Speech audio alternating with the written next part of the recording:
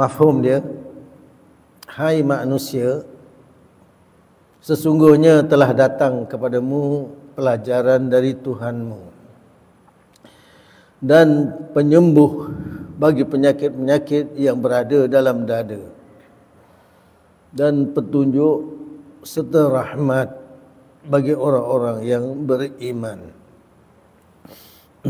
Ayat berikut, katakanlah, dengan kurnia Allah dan rahmatnya, hendaklah dengan itu mereka bergembira. Kurnia Allah dan rahmatnya itu lebih baik dari apa yang mereka kumpulkan. Itu dia, dua ayat dari surah Yunus. Baik, untuk kita mahirkan asas bahasa Quran kita, maka kita tengok terjemahan perkata. Ya ayuhan nas, ya wahai, ayuha wahai. Jadi di situ nida seruan dua kali sebenarnya. Ya ayuha, ada ketikanya dalam Quran Allah guna perkataan ya saja. Wa qulna ya Adam, kata kami wahai Adam.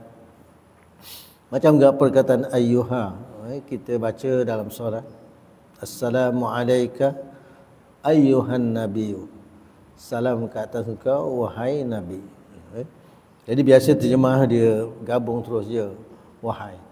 Tapi kita ambil iktibar dua kali seru tu, ya wahai, ayyuha wahai. An-nasu, manusia itu, wahai manusia. Jadi kita adalah kelompok manusia yang diciptakan oleh Allah Ta'ala. Qad, sesungguhnya, ja'at, telah datang ia. Ini fi'il madhi. Ja'at, ada ta ta'nis tu dia, ta muannas tu. Telah datang ia ni, ia oleh siapa tu? Oleh mau'izatun. Jadi mau'izah ni pengajaran atau pelajaran, dia isim muannas. Jadi mau'izatun, jadi bagi depan dua tanwin tu menunjukkan dia adalah fa'il kepada ja'at.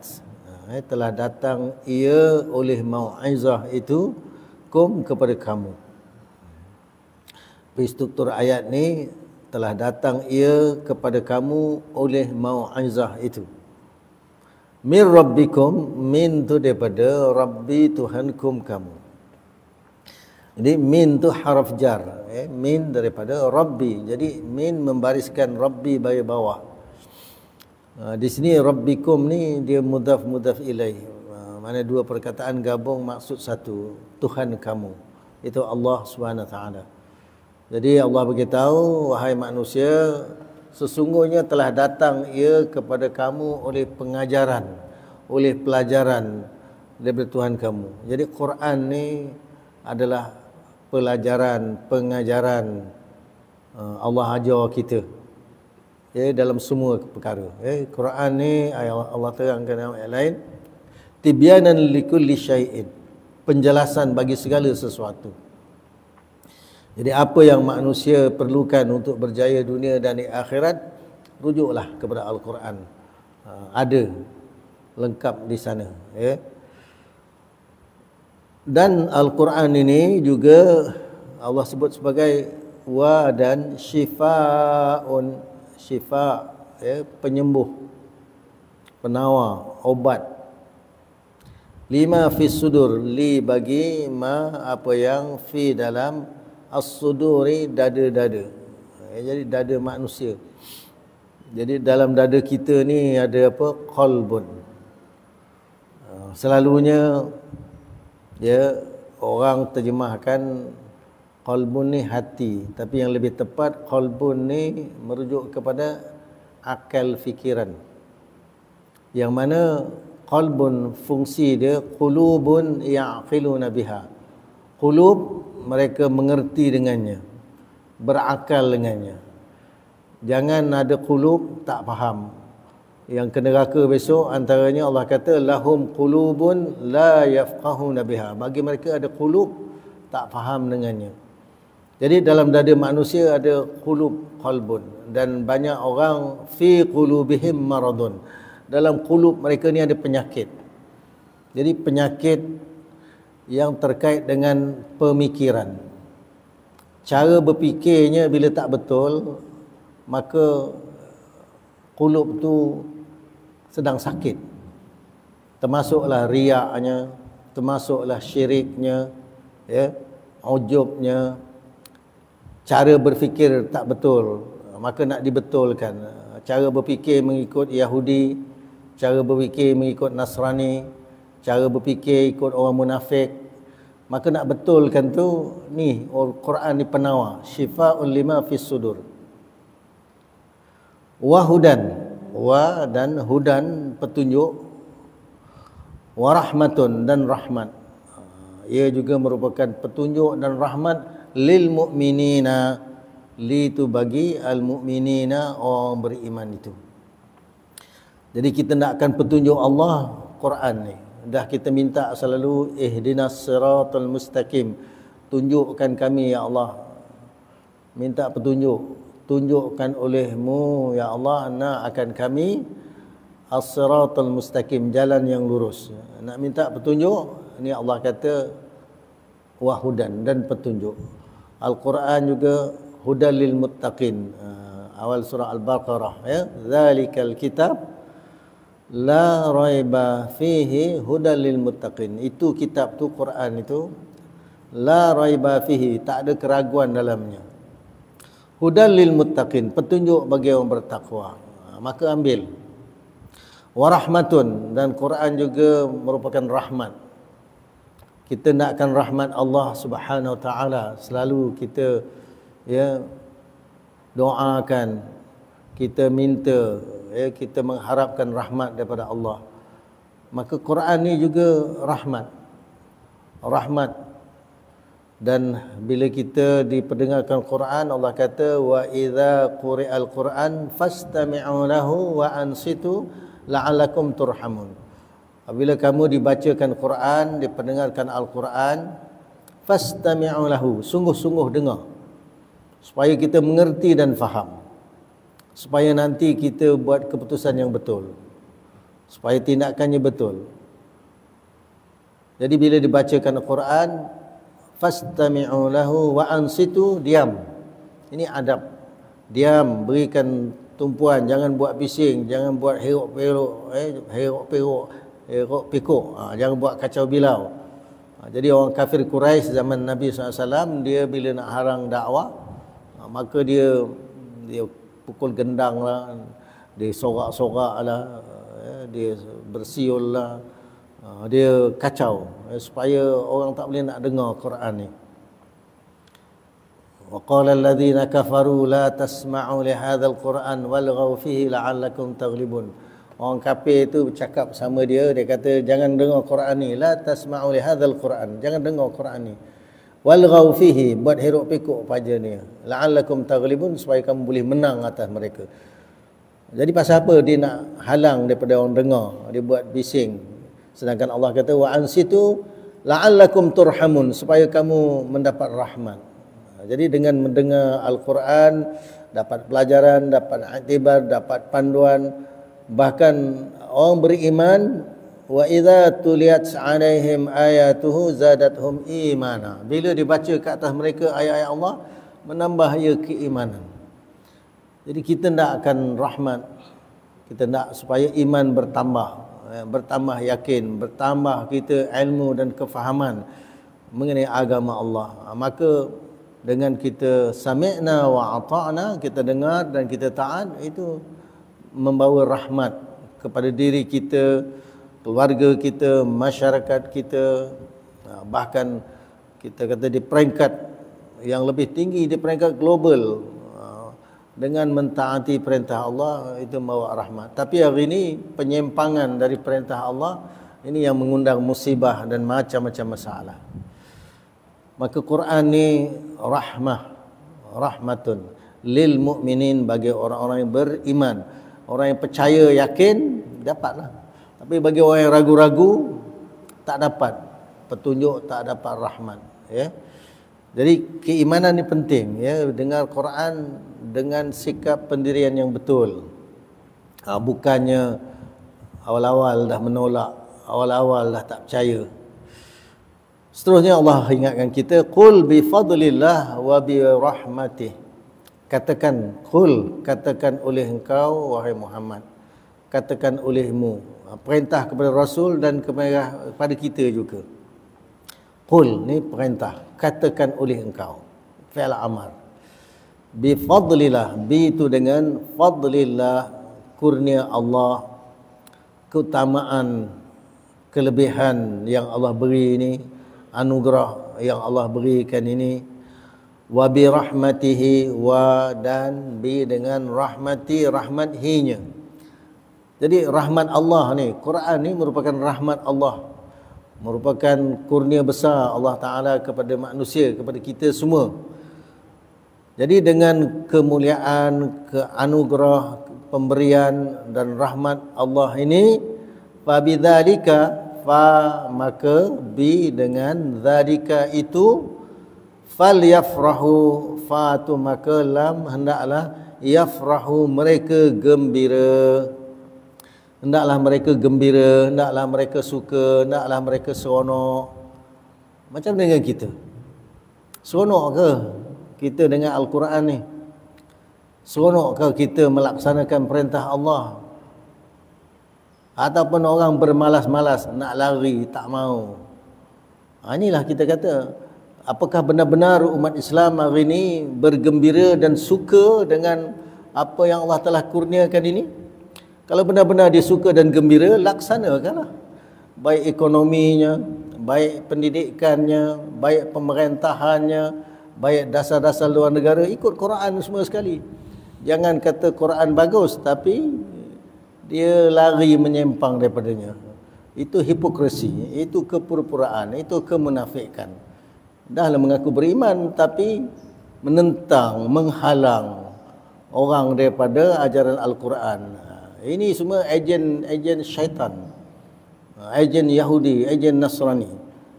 Jangan kita jadi golongan munafik yang begitu. Na'udzubillah, ya. Kita sami'na wa ata'na, dan kita bergembira, suka baca, suka nak faham, suka nak amalkan, laksanakan dalam kehidupan. Maka inilah yang membawa rahmat.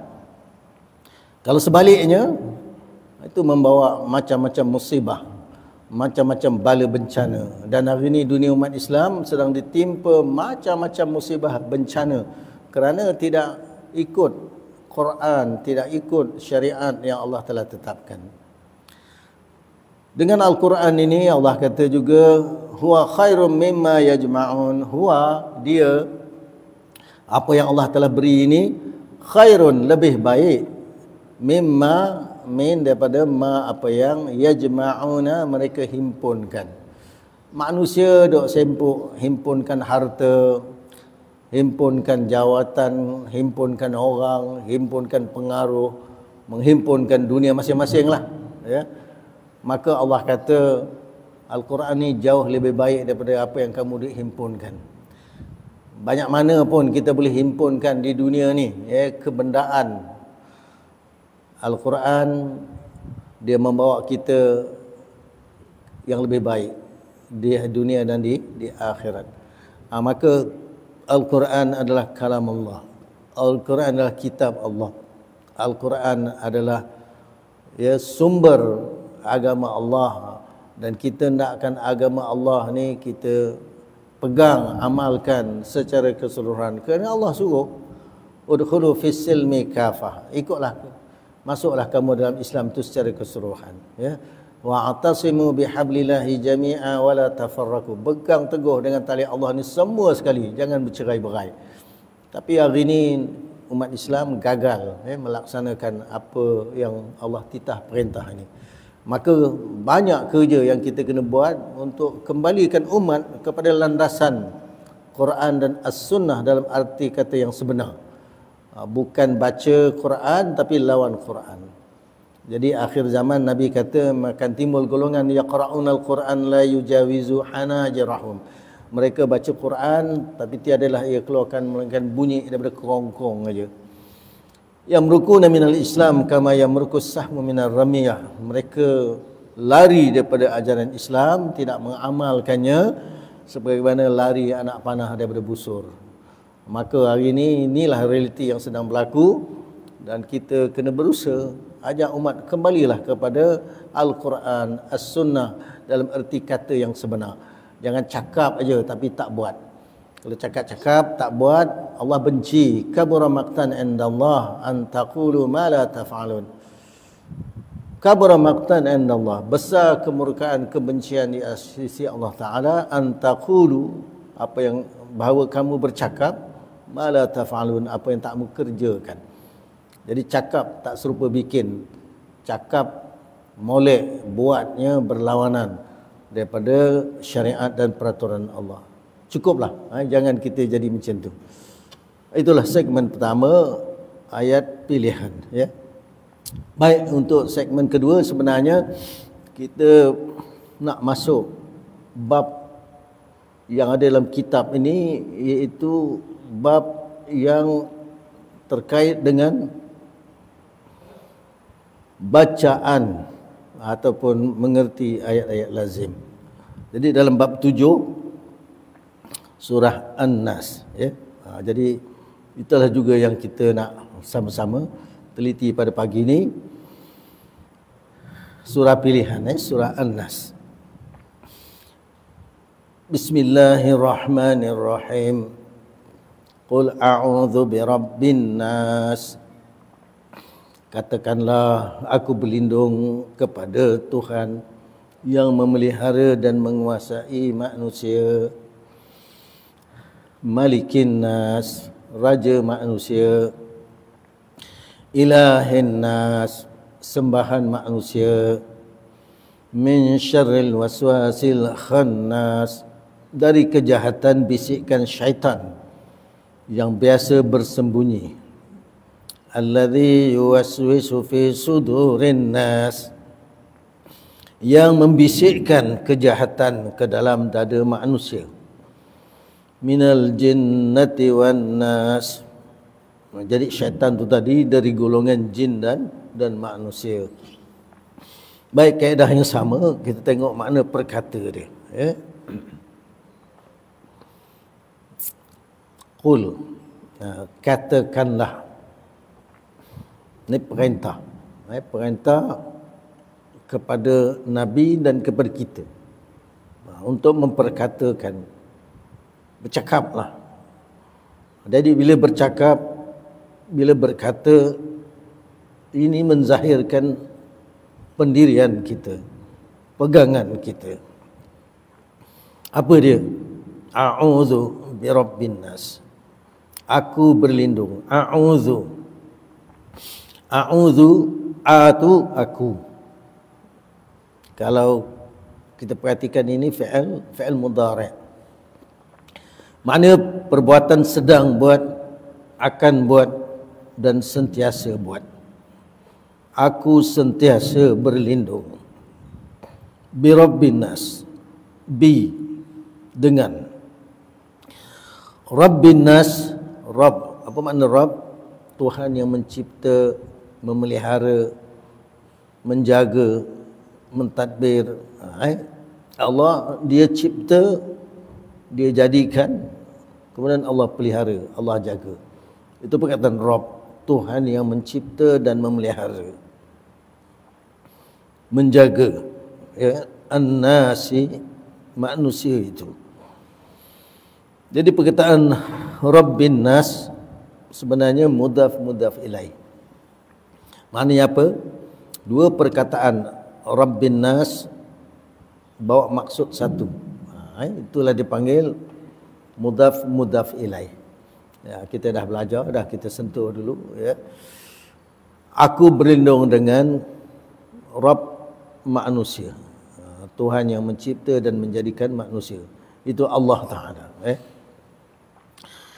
Kita disuruh berlindung direct, terus dengan Allah Ta'ala tanpa perantaraan. Ini kita kata hubungan terus antara manusia dengan Tuhannya. Aku berlindung dengan Rabbin Nas. Siapa Rabbin Nas ini? Malikin Nas. Jadi isim yang sama wazannya, Malikin Nas, Raja manusia. Jadi Allah Ta'ala dia Rabbin Nas, dia juga Malikin Nas, Raja manusia. Inilah sebenar-benar raja. Jadi manusia tak payahlah pakai title raja, pakai title pemimpin manusia macam para sahabat ya. Sayyidina Abu Bakar As-Siddiq, dia bukan raja, dia khalifah. Al-Khalifatul Ula ba'da Rasulullah sallallahu alaihi wasallam ya. Jadi orang yang menggantikan Rasulullah SAW yang pertama sebagai ketua pemimpin. Tu Sayyidina Umar guna gelaran Amirul Mukminin, Amir, ketua kepada orang beriman. Boleh panggil imam. Jadi yang layak mendapat title raja adalah Allah Ta'ala, Malikin Nas, Raja manusia. Sebab dalam Islam, kalau perkataan sultan itu lebih tepat, penguasa. Dia menguasai pemerintahan, sultan. Jadi kalau yang layak sebagai raja hanya Allah Subhanahu Wa Taala. Apatah lagi gelaran-gelaran Allah yang Maha Pemurah, yang Maha Penyayang, Allah yang Maha Perkasa, Allah yang Maha Bijaksana, Allah yang Maha Mulia. Jadi untuk Allah Ta'ala lah, manusia janganlah pakai title-title macam tu. Ya, jangan nak menyamakan diri dengan Allah Ta'ala. Jadi kita bahasa kita kena jaga ya, supaya jangan gunakan bahasa yang boleh bawa syirik kepada Allah Subhanahu Wa Ta'ala ya. Jadi yang layak mendapat title yang Maha Mulia, yang Maha Perkasa, yang Maha Bijaksana hanya Allah Ta'ala. Dialah Malikin Nas, Raja kepada manusia. Ilahin Nas, ilahi sembahan, An-Nasi manusia. Jadi ilahi Tuhan yang disembah, Tuhan yang kita patuhi. Itu perkataan ilah. Tuhan yang mana kita mengabdi diri kepadanya, memperhambakan diri. Jadi kita sembah Allah Ta'ala, jangan sembah manusia. Jadi hari ni bahasa-bahasa manusia ni banyak bercampur aduk hak dengan batil, sehingga orang lebih memuliakan manusia, lebih mengagungkan manusia, lebih patuh manusia dengan dia meninggalkan kepatuhan dia kepada Allah, dengan dia meninggalkan ya mengagungkan Allah Ta'ala, sibuk mengagungkan manusia. Ini perkara-perkara macam ni kena dibetulkan. Kenapa? Ia boleh bawa syirik kepada Allah Ta'ala jika tak dijaga ya. Jadi yang layak untuk disembah adalah Allah Subhanahu Wa Ta'ala. Yang layak untuk kita mengabdi diri tanpa ya, kita kata tak ada limit, hanya kepada Allah Subhanahu Wa Ta'ala. Kepada makhluk ni la ta'ah fi ma'siyatillah, tidak ada ketaatan dalam derhaka kepada Allah Subhanahu Wa Ta'ala. Jadi ilahin nas. Jadi Allah Ta'ala dialah Rabbin Nas, dialah Malikin Nas, dialah Ilahin Nas. Jadi kita selalu baca la ilaha illallah. La tiada ilaha Tuhan yang layak disembah illallah, melainkan Allah Ta'ala semata-mata ya. Iyyaka na'budu wa iyyaka nasta'in. Iyyaka, hanya engkau lah Ta'ala, na'budu kami sembah, wa iyyaka dan kepada engkau juga ya Allah, nasta'inu kami minta pertolongan. Jadi ilahin nas adalah Allah Subhanahu Wa Taala. Jadi kita disuruh supaya berlindung dengan Allah. Diterangkan ke kita siapa Allah tu, Rabbun Nas, Malikin Nas, Ilahin Nas. Berlindung min syarril waswasil khannas, min daripada syar, kejahatan. syarril waswasi, kejahatan al-waswasi. Jadi al-waswasi ni yang membisik-bisikkan. Kejahatan syaitan yang kerja dia membisik-bisikkan. Dia berikan bisikan dia.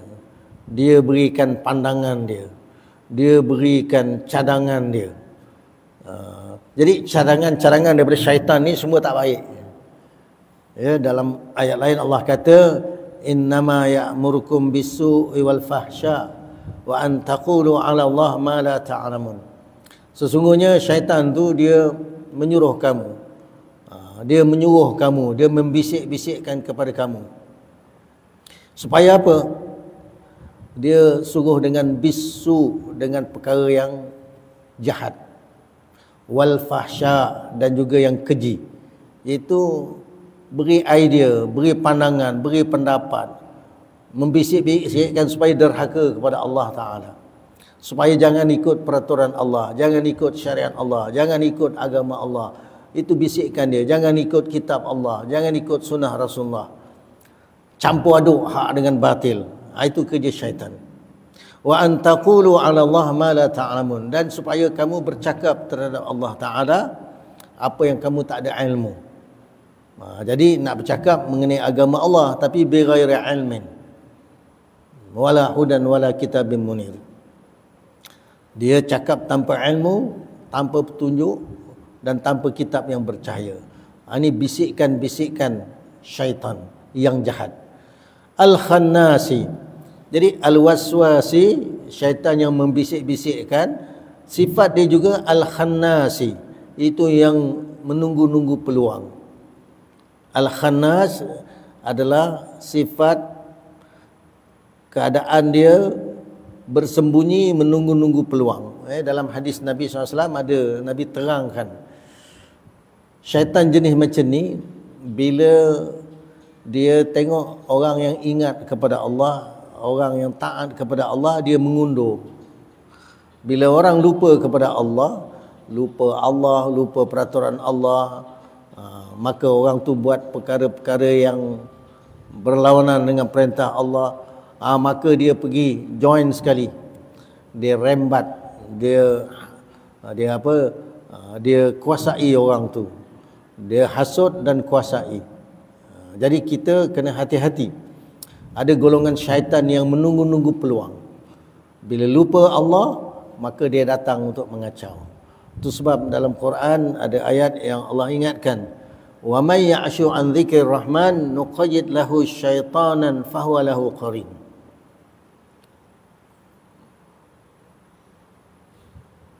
Ayat daripada surah Az-Zukhruf, ya.